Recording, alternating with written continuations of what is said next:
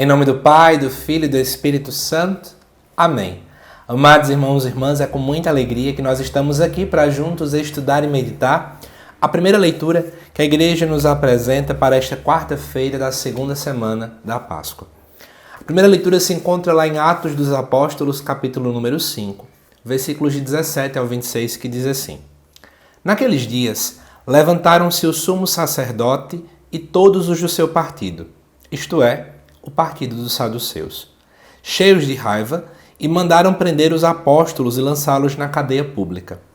Porém, durante a noite, o anjo do Senhor abriu as portas da prisão e os fez sair, dizendo: Ide falar ao povo no templo sobre tudo o que se refere a este modo de viver. Eles obedeceram, e ao amanhecer entraram no templo e começaram a ensinar. O sumo sacerdote chegou com seus partidários e convocou o sinédrio, e o conselho formado pelas pessoas importantes do povo de Israel. Então mandaram buscar os apóstolos à prisão. Mas, ao chegarem à prisão, os servos não os encontraram e voltaram dizendo: Encontramos a prisão fechada com toda a segurança, e os guardas estavam a postos na frente da porta. Mas, quando abrimos a porta, não encontramos ninguém lá dentro. Ao ouvirem essa notícia, o chefe da guarda do templo e os sumos sacerdotes não sabiam o que pensar e perguntavam-se o que poderia ter acontecido. Chegou alguém que lhes disse: Os homens que vós colocastes na prisão estão no templo ensinando o povo. Então, o chefe da guarda do templo saiu com os guardas e trouxe os apóstolos, mas sem violência, porque eles tinham medo que o povo os atacasse com pedras. Amados irmãos e irmãs, só a título de conhecimento, porque eu sei que muita gente vem até aqui no canal para estudar, o versículo 17 nos fala que se levanta o sumo sacerdote. Quem era o sumo sacerdote? A palavra sumo sacerdote quer dizer o sacerdote principal. Ele, alguns anos antes de Jesus vir ao mundo, ele era escolhido não mais pelo povo judeu em si, mas sim pelo Império Romano. Então você já percebe meio que uma corrupção, a palavra é essa mesmo, uma corrupção nessa esfera de liderança, porque quem escolhia o sacerdote principal que oferecia o sacrifício no templo não era a esfera religiosa, mas a esfera política. E aí o que acontece? O sumo sacerdote, ele tinha um grupo de saduceus ali que compunham um sinédrio. E aí o que acontece? Eles acabam mandando prender os apóstolos e lançá-los na cadeia pública. Por que eles podiam fazer isso? Porque eles acusavam, obviamente, que eles estavam cometendo equívocos no âmbito religioso, e eles podiam fazer isso. Só que o texto aparece a imagem de que à noite o anjo do Senhor acaba libertando aquele povo. E aí as pessoas acabam focando no milagre e esquecendo a teologia em torno daqui.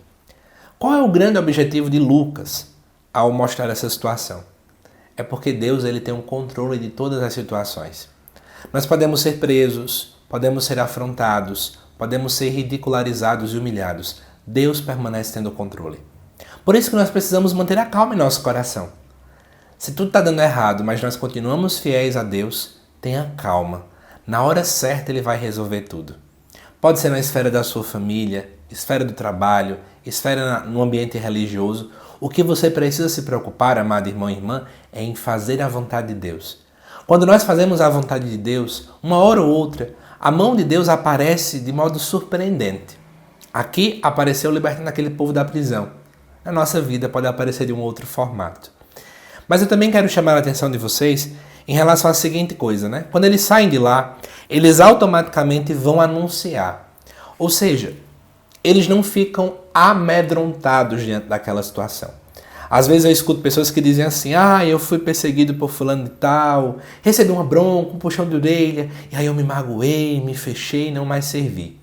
Amados irmãos e irmãs, o verdadeiro serviço, o verdadeiro apostolado, discipulado de Cristo, ele não para mediante os medos, ele não para mediante as mágoas ou os bloqueios que a gente vive.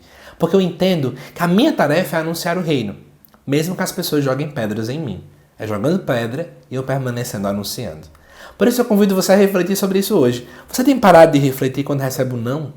Você tem parado de evangelizar quando é perseguido? Não faça isso. O nosso chamado é anunciar em meio a todas essas situações. Que Deus te abençoe. Eu te aguardo daqui a pouquinho aqui no canal às 7 horas da noite para o estudo do Evangelho, também nesta quarta-feira. Até lá!